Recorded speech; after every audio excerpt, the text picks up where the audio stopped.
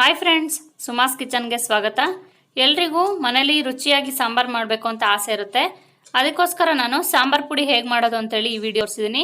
ನೀವು ನಮ್ಮ ಚಾನಲ್ನ ಸಬ್ಸ್ಕ್ರೈಬ್ ಮಾಡ್ಕೊಳ್ಳಿ. ಸಬ್ಸ್ಕ್ರೈಬ್ ಮಾಡ್ಕೋಬೇಕು ಅಂದರೆ ಕೆಳಗಡೆ ಕಾಣ್ತಿರೋ ಸಬ್ಸ್ಕ್ರೈಬ್ ಬಟನ್ನ ಕ್ಲಿಕ್ ಮಾಡಿ, ಹಾಗೆ ಪಕ್ಕದಲ್ಲೇ ಕಾಣ್ತಿರೋ ಬೆಲ್ಲೈಕನ್ನ ಪ್ರೆಸ್ ಮಾಡಿ. ನಾನು ಯಾವುದೇ ವಿಡಿಯೋ ಹಾಕಿದ್ರೂ ನಿಮ್ಗೊಂದು ನೋಟಿಫಿಕೇಶನ್ ಅನ್ನೋದು ಬರ್ತಾ ಹೋಗುತ್ತೆ.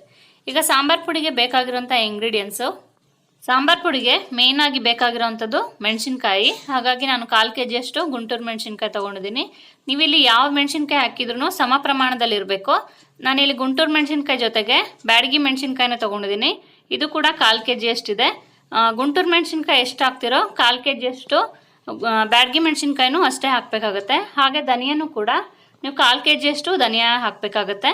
ಜಾಸ್ತಿ ಹಾಕಿದ್ರೆ ಚೆನ್ನಾಗಿರೋದಿಲ್ಲ. ನೀವು ಜಾಸ್ತಿ ಕ್ವಾಂಟಿಟಿಲಿ ಮಾಡ್ತೀನಿ ಅಂದರೆ ಎಲ್ಲನೂ ಸಮ ಪ್ರಮಾಣದಲ್ಲಿ ಹಾಕ್ಕೋಬೇಕು. ಇಂಗು ಅರ್ಧ ಚಮಚ, ಮೆಂತೆ 2 ಚಮಚದಷ್ಟು, ಮರಾಠಿ ಮೊಗ್ಗು ಒಂದು 6ರಿಂದ 7 ಇಟ್ಕೊಂಡಿದ್ದೀನಿ. ಹಾಗೆ ಕಾಳು ಮೆಣಸು 1 ಚಮಚದಷ್ಟು. ನಾನಿಲ್ಲಿ ಕರಿಬೇವನ್ನ ಒಣಗಿಸ್ಬಿಟ್ಟು ಪುಡಿ ಮಾಡಿ ಇಟ್ಕೊಂಡಿದ್ದೀನಿ. ನೀವು ಬೇಕಂದರೆ ಒಣಗಿರೋಂಥ ಕರಿಬೇವನು ಹಾಕ್ಕೋಬೋದು, ಚೆನ್ನಾಗಿರುತ್ತೆ. ನಾನಿಲ್ಲಿ ಪುಡಿ ಮಾಡಿ ಇಟ್ಕೊಂಡಿರೋದ್ರಿಂದ ಇದನ್ನೇ ಹಾಕ್ಕೋತೀನಿ. ಹಾಗೆ ಲವಂಗ 1 ಚಮಚದಷ್ಟು ತೊಗೊಂಡಿದ್ದೀನಿ. ಇಲ್ಲಿ ನಾನು 4ರಿಂದ 5 ಪೀಸ್ನಷ್ಟು ಚಕ್ಕೆ ತೊಗೊಂಡಿದ್ದೀನಿ. ಇದನ್ನೆಲ್ಲ ಹಾಕೋದ್ರಿಂದ ಪರಿಮಳ ಚೆನ್ನಾಗಿರುತ್ತೆ ಅಂತೇಳಿ ಹಾಕ್ತಾಯಿದ್ದೀನಿ. ಹಾಗೆಯೇ ಕಡಲೆಬೇಳೆ 1 ಬೌಲಷ್ಟು ಇಟ್ಕೊಂಡಿದ್ದೀನಿ.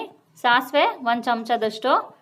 ಉದ್ದಿನಬೇಳೆ ನಾವು ಕಡಲೆಬೇಳೆ ಎಷ್ಟು ತೊಗೋತೀವೋ ಅದ್ರ 3/4 ಕಪ್ನಷ್ಟು ತೊಗೋಬೇಕು. ಯಾಕಂದರೆ ಅದೊಂದು ಸ್ವಲ್ಪ ಲೋಳೆ ಆಗುತ್ತೆ ಅಂತ ಹೇಳ್ಬಿಟ್ಟು ಜಾಸ್ತಿ ತೊಗೊಳ್ಳಲ್ಲ.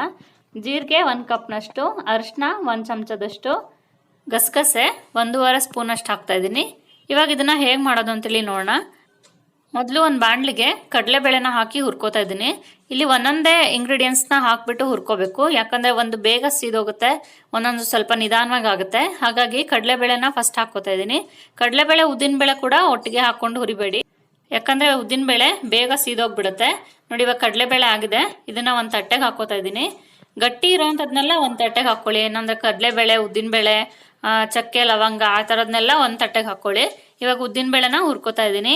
ಇದು ಕೂಡ ಆಗಿದೆ. ಇವಾಗ ನೋಡಿ, ಎಷ್ಟು ಕೆಂಪಗಾದರೆ ಸಾಕು. ಇವಾಗ ಚಕ್ಕೆ ಹಾಕ್ಕೊಂಡಿದ್ದೀನಿ ಒಂದು 4ರಿಂದ 5 ಪೀಸ್ನಷ್ಟು. ಇದು ಪರಿಮಳ ಚೆನ್ನಾಗಿರುತ್ತೆ ಅಂತೇಳಿ ಚಕ್ಕೆನ ಹಾಕೋತೀನಿ. ಹಾಗೆ ಮೆಂತೆನೂ ಕೂಡ ಇಲ್ಲಿ ಹುರ್ಕೋತಾ ಇದ್ದೀನಿ. ಸ್ವಲ್ಪ ಹೊಂಬಣ್ಣ ಬರೋಷ್ಟಿದ್ರೆ ಸಾಕು. ಇವಾಗ ಮೊಗ್ಗು ಮತ್ತು ಲವಂಗನ ಹಾಕ್ಬಿಟ್ಟು ಹುರ್ಕೋತೀನಿ. ಇದು ಕೂಡ ಪರಿಮಳ ಚೆನ್ನಾಗಿರುತ್ತೆ ಅಂತೇಳಿ ಹಾಕ್ತಾಯಿದ್ದೀನಿ. ನೋಡಿ, ಸ್ವಲ್ಪ ಕೆಂಪಗಾದರೆ ಸಾಕು. ಇದ್ರ ಜೊತೆಗೇನೆ ಕಾಳು ಮೆಣಸು ಕೂಡ ಸ್ವಲ್ಪ ಹಾಕ್ಬಿಟ್ಟು ಹುರಿದ್ಬಿಡಿ. ಇದನ್ನು ಜಾಸ್ತಿ ಏನು ಹುರಿಯೋದು ಬೇಡ, ಸ್ವಲ್ಪ ಘಮ ಬರೋಕ್ಕೂ ನಿಮಗೆ ಗೊತ್ತಾಗುತ್ತೆ ಎಷ್ಟು ಹುರಿಬೇಕು ಅಂಥೇಳಿ. ನೋಡಿ, ಇವಾಗ ಆಗಿದೆ. ಈಗ ಜೀರಿಗೆ ಹಾಕ್ಬಿಟ್ಟು ಹುರ್ಕೋಬೇಕು. ಇದನ್ನು ಹೆಚ್ಚು ಕಮ್ಮಿ ಒಂದು 2 ನಿಮಿಷದಷ್ಟು ಹುರಿಬೇಕಾಗುತ್ತೆ. ಜೀರಿಗೆ 1 ಬಟ್ಲಷ್ಟಿರೋದ್ರಿಂದ ಸ್ವಲ್ಪ ಜಾಸ್ತಿ ಹೊತ್ತೇ ಹುರಿಬೇಕಾಗುತ್ತೆ. ಇದು ಸ್ವಲ್ಪ ಟೈಮ್ ತಗೊಳುತ್ತೆ. ಜೀರಿಗೆ ಸ್ವಲ್ಪ ಕೆಂಪಗಾಗಬೇಕು. ಜೀರಿಗೆ ಹಾಕೋದ್ರಿಂದ ಸಾಂಬಾರ್ ಪುಡಿನೂ ತುಂಬ ರುಚಿಯಾಗಿರುತ್ತೆ. ನೋಡಿ, ಇವಾಗ ಆಗಿದೆ. ಇದನ್ನು ಕೂಡ ಒಂದು ತಟ್ಟೆಗೆ ತಗೊಂಡಿದ್ದೀನಿ. ಈಗ ಸಾಸಿವೆ ಹಾಕಿ ಹುರ್ಕೊಳ್ಳೋಣ. ಇದು ಸಾಸಿವೆಗೇನು ಜಾಸ್ತಿ ಟೈಮ್ ಬೇಡ, ಸ್ವಲ್ಪ ಹಾಕ್ತಿದ್ದಂಗೆ ಚಟಪಟ ಅಂದ್ಬಿಡುತ್ತೆ. ಗಸಗಸೆನೂ ಕೂಡ ಸ್ವಲ್ಪ ಹುರ್ಕೋಬೇಕು. ಕೆಲವರು ಅಕ್ಕಿನ ಹುರಿದ್ಬಿಟ್ಟು ಹಾಕೋತಾರೆ. ನಾನಿಲ್ಲಿ ಅಕ್ಕಿನ ಹುರಿದು ಹಾಕೋತಾ ಇಲ್ಲ, ಸ್ವಲ್ಪ ಗಟ್ಟಿ ಬರಲಿ ಅಂತೇಳಿ ಹಾಕ್ತಾರೆ. ನಾನು ಯಾಕಂದರೆ ಕಾಯಿ ಹಾಕ್ಕೊತೀನಿ ಅಡುಗೆ ಮಾಡುವಾಗ. ಈಗ ನೆಕ್ಸ್ಟು ಮೆಣಸಿನ್ಕಾಯಿನ ಹುರ್ಕೋತಾ ಇದ್ದೀನಿ. ಫಸ್ಟು ಸ್ವಲ್ಪನೇ ಮೆಣಸಿನ್ಕಾಯಿನ ಹಾಕ್ಬಿಟ್ಟು ಹುರ್ಕೊಳ್ಳಿ, ಒಂದೇ ಸಮ ಜಾಸ್ತಿ ಹಾಕ್ಕೋಬೇಡಿ. ಸ್ವಲ್ಪನೇ ಹುರ್ಕೊಳ್ಳೋದ್ರಿಂದ ಸ್ವಲ್ಪ ಗರಿಗರಿಯಾಗಿ ಬರುತ್ತೆ ಮೆಣಸಿನ್ಕಾಯಿ, ನುಣ್ಣಗೂ ರುಬ್ಕೊಳ್ಳುತ್ತೆ. ನಿಮ್ಮ ಮನೇಲಿ ದೊಡ್ಡ ಬಾಣಲಿ ಇದ್ದರೆ ಅಷ್ಟು ಒಟ್ಟಿಗೆನೇ ಹಾಕ್ಬಿಟ್ಟು ಹುರ್ಕೋಬೋದು, ಏನೂ ತೊಂದರೆ ಇಲ್ಲ. ನಾನು ಸ್ವಲ್ಪನೇ ಹಾಕ್ಬಿಟ್ಟು ಹುರ್ಕೋತಾ ಇದ್ದೀನಿ. ಇವಾಗ ಇದು ಆಗಿದೆ. ಗುಂಟೂರು ಮೆಣಸಿನ್ಕಾಯಿ ಹಾಕ್ಕೋತಾ ಇದ್ದೀನಿ ಸ್ವಲ್ಪ. ಇದನ್ನು ಕೂಡ ಕೆಂಪಗಾಗೋಷ್ಟು ಹುರ್ಕೋಬೇಕು. ಇದು ಸ್ವಲ್ಪ ಘಾಟ್ ಆಗುತ್ತೆ. ನೋಡಿ, ಇವಾಗ ಆಗಿದೆ. ಇದನ್ನು ಕಡಲೆಬೇಳೆ, ಉದ್ದಿನಬೇಳೆ ಹುರಿದಿರ್ತೀವಲ್ಲ ಅದ್ರ ಜೊತೆಗೆ ಮಿಕ್ಸ್ ಮಾಡ್ಕೋಬೇಡಿ. ಇವಾಗ ನೆಕ್ಸ್ಟು ಉಳಿದಿರೋಂಥ ಮೆಣಸಿನ್ಕಾಯಿಗಳನ್ನೆಲ್ಲ ಹುರ್ಕೋತಾ ಇದ್ದೀನಿ. ಮೆಣಸಿನ್ಕಾಯಿ ಆದಮೇಲೆ ಧನಿಯಾನ ಹುರ್ಕೋಬೇಕು. ಇದನ್ನು ಕೂಡ ಚೆನ್ನಾಗಿ ಗರ್ಗರಿಯಾಗಿ ಹುರ್ಕೋಬೇಕು, ಇಲ್ಲ ಅಂತಂದರೆ ಮಿಕ್ಸಿಗೆ ಹಾಕುವಾಗ ತರಿ ಆಗಿಬಿಡುತ್ತೆ. ಸಾಂಬಾರ್ ಪುಡಿ ಯಾವಾಗಲೂ ನೈಸ್ ಆಗಿದ್ರೆ ಚೆನ್ನಾಗಿರುತ್ತೆ. ನೋಡಿ, ಇವಾಗ ಆಗಿದೆ. ಇವಾಗ ನೋಡಿ, ನಾನು ಯಾವ್ಯಾವ ಇಂಗ್ರೀಡಿಯೆಂಟ್ಸ್ನ ಒಟ್ಟಿಗೆ ಇಟ್ಕೊಂಡಿದ್ದೀನಿ ಅಂತ ತೋರಿಸ್ತೀನಿ.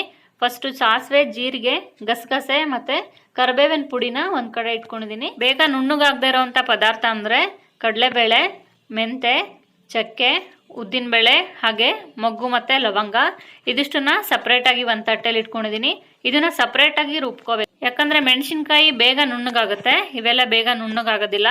ಈಗ ಬ್ಯಾಡಗಿ ಮೆಣಸಿನ್ಕಾಯಿ, ಗುಂಟೂರು ಮೆಣಸಿನ್ಕಾಯಿ ಮತ್ತು ಧನಿಯಾನ ಸ್ವಲ್ಪನೇ ಮಿಕ್ಸಿಗೆ ಹಾಕ್ಕೋಬೇಕು.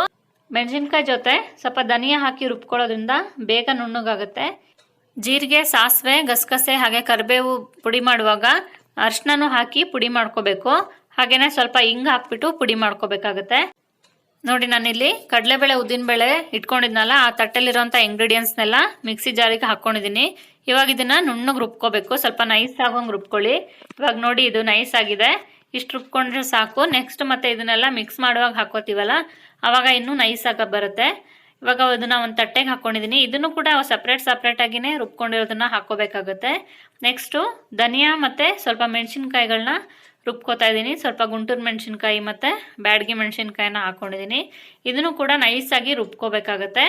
ನೋಡಿ ಇದನ್ನು ರುಬ್ಕೊಂಡಿದ್ದೀನಿ.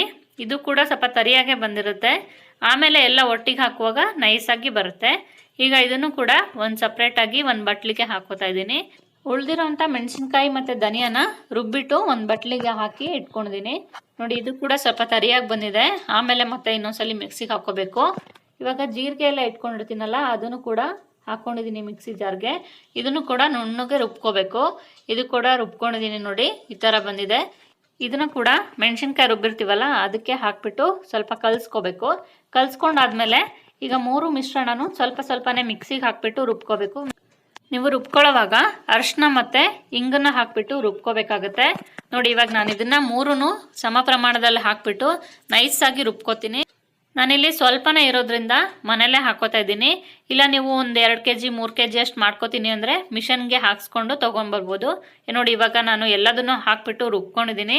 ನೀವು ಇದನ್ನು ಮನೇಲಿ ಟ್ರೈ ಮಾಡಿ ರುಚಿ ಹೇಗಾಗಿದೆ ಅಂತೇಳಿ ಸಾಂಬಾರು ಮಾಡಿಬಿಟ್ಟು ನನಗೆ ತಿಳಿಸಿ. ನಮ್ಮ ಚಾನಲ್ನ ಸಬ್ಸ್ಕ್ರೈಬ್ ಮಾಡ್ಕೊಳ್ಳಿ. ಸಬ್ಸ್ಕ್ರೈಬ್ ಮಾಡ್ಕೋಬೇಕು ಅಂದರೆ ಕೆಳಗಡೆ ಕಾಣ್ತಿರೋ ಸಬ್ಸ್ಕ್ರೈಬ್ ಬಟನ್ನ ಕ್ಲಿಕ್ ಮಾಡಿ, ಹಾಗೆ ಪಕ್ಕದಲ್ಲೇ ಕಾಣ್ತಿರೋ ಬೆಲ್ಲೈಕನ್ನ ಪ್ರೆಸ್ ಮಾಡಿ. ನಾನು ಯಾವುದೇ ವೀಡಿಯೋ ಹಾಕಿದ್ರೂ ನಿಮ್ಗೆ ನೋಟಿಫಿಕೇಶನ್ ಅನ್ನೋದು ಬರ್ತಾ ಹೋಗುತ್ತೆ. ಹಾಗೆ ನಮ್ಮ ವೆಬ್ಸೈಟ್ ಪೇಜ್ನ ವಿಸಿಟ್ ಮಾಡಿ, ಹಾಗೆ ಫೇಸ್ಬುಕ್ ಪೇಜ್ನ ಲೈಕ್ ಮಾಡೋದು ಮರಿಬೇಡಿ. Thank you for watching.